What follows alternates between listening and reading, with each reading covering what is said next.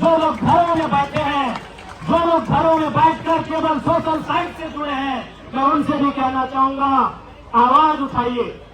आप वोट किसको देते हैं नहीं देते वो मैटर नहीं करता है। यदि छात्रों का मुद्दा सही है तो आज इनके लिए आवाज उठाइए, क्योंकि याद रखिएगा, अगर आज आप आवाज नहीं उठाते हैं तो मारे तो एक दिन सब जाएंगे। कोई भूख से मरेगा, कोई दुख से मरेगा, कोई सत्ता की चाबुक से मरेगा, और जो बच जाएगा गोली और बंदूक से मरेगा। जैसे जो लोग घरों में बैठे हैं, आप किस राजनीतिक आइडियोलॉजी को मानते हैं? आज बड़ा ही दुर्भाग्य की बात है, आज नौजवान सपने सजाता है, नौजवान गांव की गलियों को छोड़कर दिल्ली जैसे शहरों में आकर बसता है, अपने माता पिता के गहनों को गिरवी रखकर, अपने पिता के खेतों को गिरवी रखकर वो पढ़ने के लिए आता है। वो इसलिए पढ़ने आता है कि उसकी आंखों में सपना होता है, हम पढ़ लिख कर अपने माता पिता का जो बोझ है उसे दूर करने का काम करेंगे। लेकिन हम छात्रों के सामने जब पेपर लीक का मामला आता है, चाहे वो देश स्तरीय नीट पेपर लीक का मामला हो या राज्य स्तरीय, जैसे हमारे राज्य में अभी जेपीएससी में पेपर लीक का मामला आया है, बिहार, उत्तर प्रदेश, बंगाल में जो राज्य की परीक्षाएं और पेपर लीक का मामला आया है, तो ऐसे में इस राज्य के, इस देश के करोड़ों छात्र कहीं न कहीं अपने भविष्य को अंधेरे में पाते हैं। लाठीचार्ज के बिना, धरना के बिना, हाईकोर्ट के बिना, प्रोटेस्ट के क्लियर होता है। इसलिए आज वो चिंता जो आज से लगभग 95 साल पहले देश के महान क्रांतिकारी भगत सिंह ने जताई थी कि आजादी तो हम अंग्रेजों से ले लेंगे, हम आजादी आज ले, 10 साल बाद ले या 15 साल बाद ले, आजादी तो हम अंग्रेजों से ले लेंगे। लेकिन सवाल यह है, क्या वो आजादी अंतिम व्यक्ति तक, किसान तक, खेतों में काम करने वाले किसान तक, मजदूरों में काम करने वाले कर्मचारियों तक, मजदूरों तक, फैक्ट्रियों में काम करने वाले, माफ कीजिएगा, फैक्ट्रियों में काम करने वाले मजदूरों तक, खेतों में काम करने वाले किसानों तक वो आजादी जाएगी कि नहीं? शहीद आजम भगत सिंह की सबसे पहली चिंता थी, सबसे बड़ी चिंता थी कि आजादी खेतों में काम करने वाले किसान तक पहुंचेगी नहीं, या फिर 10% कॉर्पोरेट के हाथ में आजादी रह जाए। ये चिंता भगत सिंह की थी, और इस चिंता पर मुहर प्रधानमंत्री जी को अपने पन्ने पलटने चाहिए। भगत सिंह की ये जो चिंता जो उन्होंने जताई थी कि आजादी गांव तक, खेतों तक, खलिहानों तक जाएगी, या 10% अमीरों के हाथों में आजादी रहेगी, इस चिंता पर मुहर किसी विपक्ष ने नहीं लगाया। इस चिंता पर मुहर प्रधानमंत्री के महान नेता अटल बिहारी वाजपेयी ने लगाया, जब उन्होंने कहा लाल किला के मचान से कि कलकत्ता के फुटपाथों में नंगे बदन जो आम यहाँ से आते हैं उनसे जाकर पूछो 15 अगस्त के बारे में क्या कहते हैं, उनसे जाकर पूछो कि 15 अगस्त के बारे में क्या कहते हैं। ये किसी ऑपोजिशन की आवाज नहीं है, ये नरेंद्र मोदी हमारे देश के आदरणीय प्रधानमंत्री, उनके नेता का मुहर था। इसलिए आज पूरे देश को इस विषय पर तो सोचना चाहिए। आज देश के हालात पर चिंतन करने की आवश्यकता है। आज हमारे देश की मीडिया का हालात क्या है, आज ब्यूरोक्रेसी का हालात क्या है। जो स्वतंत्र व्यवस्थाएं थी, सीबीआई रहे, ईडी रहे, तमाम जो स्वतंत्र व्यवस्थाएं जिनको हम ऑटोनॉमस बॉडी के नाम से जानते थे, आज उनकी क्या व्यवस्थाएं हैं, इस पर देश को चिंता करनी चाहिए। मैं झारखंड डुमरी विधानसभा का एक विधायक हूं, और मैं श्री सोनम सर के इस आंदोलन का समर्थन करता हूं, और बिल्कुल उनका ये संघर्ष बिल्कुल बेकार नहीं जाएगा। और साथ ही साथ आज जंतर मंतर के इस धारा से मैं पूरे देश के नौजवानों से, मैं देश के तमाम ऑपोजिशन लीडर्स, उनकी पॉलिटिकल पार्टियों से भी आग्रह करूंगा, अगर सरकार वार्ता के लिए तैयार नहीं होती है तो राज्य स्तर, जिला स्तर पर जाकर सत्याग्रह करने की आवश्यकता है, जिससे देश के सभी जो ऑपोजिशन में खड़े हैं उन्हें सहयोग करने की आवश्यकता है। घर में लाके खड़ा करते हैं, क्योंकि लोकतांत्रिक भारत है, तो फिर नरेंद्र मोदी से सवाल क्यों नहीं होगा? देश के वर्तमान प्रधानमंत्री महोदय से सवाल क्यों नहीं होगा? उनकी जवाबदेही क्यों नहीं होगी? ये तय करना होगा।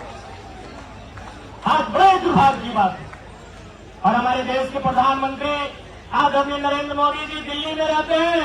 उनके पास इतनी फुर्सत है कि वो इटली मेलोडी चॉकलेट लेकर पहुंच जाते हैं।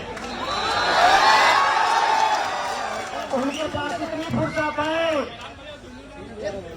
उनके पास इतनी फुर्सत है कि 30 साल पहले उनको न्यूजीलैंड में मफलर मिला था, उन्हें संभाल कर रखा है। लेकिन प्रधानमंत्री जी के पास इतनी फुर्सत नहीं है कि एक व्यक्ति जो जीवन और मृत्यु के सैया पर अपने जीवन को दाव लगाकर इस राज्य के करोड़ों छात्रों के भविष्य के लिए जो हड़ताल पर अनशन पर बैठा है, उनसे बातचीत की जा सके, ये इनमें हिम्मत है। ये बड़े दुर्भाग्य की बात है। ये लोकतांत्रिक परिपाटी नहीं है, ये लोकतांत्रिक मर्यादा नहीं है। सामने आना चाहिए। प्रधानमंत्री जी को देश के शिक्षा मंत्री धर्मेंद्र प्रधान जी के साथ सामने आना चाहिए और उन्हें छात्रों के साथ, छात्रों के प्रतिनिधिमंडल के साथ बातचीत करना चाहिए और तथ्यों पर बात करना चाहिए। ये बड़े दुर्भाग्य की बात है। हम ऐसे इस देश को विश्व पटल पर नहीं ला सकते। हम ऐसे इस देश को श्रेष्ठ नहीं बना सकते हैं। ये लोकतांत्रिक भारत है, यहाँ आपको सवालों का जवाब देना होगा। ये भगत सिंह का भारत है, यहाँ आपको सवालों से भागना नहीं होगा, आपको जवाब देना होगा। बहुत ही दुर्भाग्य की बात है। आज एक साधारण सा युवा, एक साधारण सा भाई, एक बहन की तैयारियों को लेकर अपने मन में अरमान सजाकर दिल्ली में, कोई पटना में, कोई राजस्थान के कोटा में, कोई अपने राज्य की राजधानी में जाकर पढ़ाई करता है। जितना आज दिल्ली का तापमान है उससे कई गुना ज्यादा एक 10 बाय 10 के कमरे के तापमान को फेस करता है। 10 सालों तक, 15 सालों तक उस तापमान में, कमरे में कोई सुविधा नहीं, न एसी की सुविधा, न बिजली की सुविधा, न पानी की सुविधा। वो 10 साल संघर्ष करता है कि एक परीक्षा हो जाए, एक परीक्षा हो जाए, उस परीक्षा में मैं कम्पीट करूंगा, उस परीक्षा में मैं बैठूंगा और शायद मेरी नौकरी लग जाए और अपने माता पिता के सपनों को साकार कर सकूं। और जब परीक्षा का सेंटर आवंटन किया जाता है तो मैं अपना अनुभव बताता हूँ, क्योंकि मैं आपको बताना चाहूंगा। मैं देश की तो बात नहीं करूंगा, मैं झारखंड के इतिहास का पहला विधायक हूँ जो आज भी स्टूडेंट है। मैं किसी पॉलिटिकल पार्टी से विधायक नहीं बना हूं, मैं पहले आपको बता दूं। अभी झारखंड में 81 विधायक है, 56 विधायक इंडिया फोरम से हैं और 24 विधायक एनडीए फोरम से हैं। हम अकेला इंडिपेंडेंट अपनी नई पार्टी से। झारखंड की हिस्ट्री का पहला एमएलए है जो सीधे कॉलेज से आकर एमएलए बने और अभी भी कॉलेज में है। मेरा 5th एनुअल सबमिशन हो चुका है पीएचडी में, इंग्लिश लिटरेचर में। कुछ दिन बाद मेरा ओपन वाइवा होगा और डॉक्टरेट की उपाधि दी जाएगी।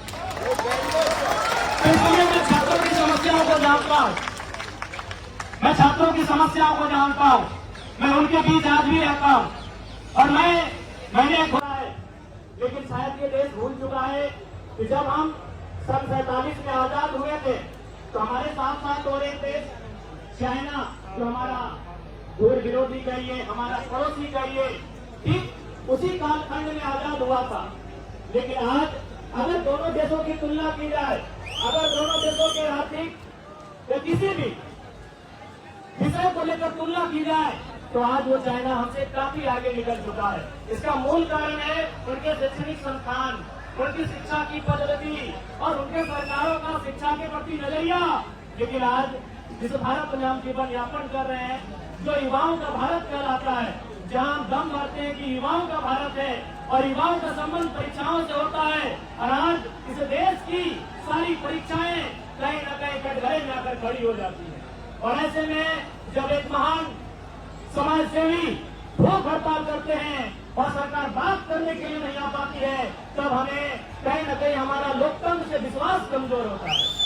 मैं ये नहीं कह रहा हूँ जो प्रोटेस्ट करने वाले छात्र हैं वो 100% सत्य है। मैं ये भी नहीं कह रहा हूँ कि सरकार के जो मंत्री हैं वो 100% सत्य हैं। लेकिन लोकतंत्र का मतलब होता है संवाद करना, उन्हें संवाद करनी चाहिए। तथ्यों के आधार पर बातचीत करनी चाहिए और उन तथ्यों के आधार पर तय करना चाहिए कि सही कौन है और गलत कौन है और ये फैसला करना चाहिए। लेकिन आज दुर्भाग्य की बात है, सरकार सवाल के लिए तैयार नहीं है, सरकार संवाद के लिए तैयार नहीं है। ये बड़े दुर्भाग्य की बात है। आज जिस देश में मृत्यु के 60 साल बाद भी देश के पहले प्रधानमंत्री पंडित जवाहरलाल नेहरू को हम कोसते हैं, आज इस देश में इंदिरा गांधी को कोसते हैं, लेकिन इस देश की विडंबना है कि वर्तमान प्रधानमंत्री जो 12 सालों से प्रधानमंत्री हैं, आप उन पर सवाल नहीं कर सकते, आप उनसे सवाल नहीं कर सकते हैं। यह दुर्भाग्य की बात है।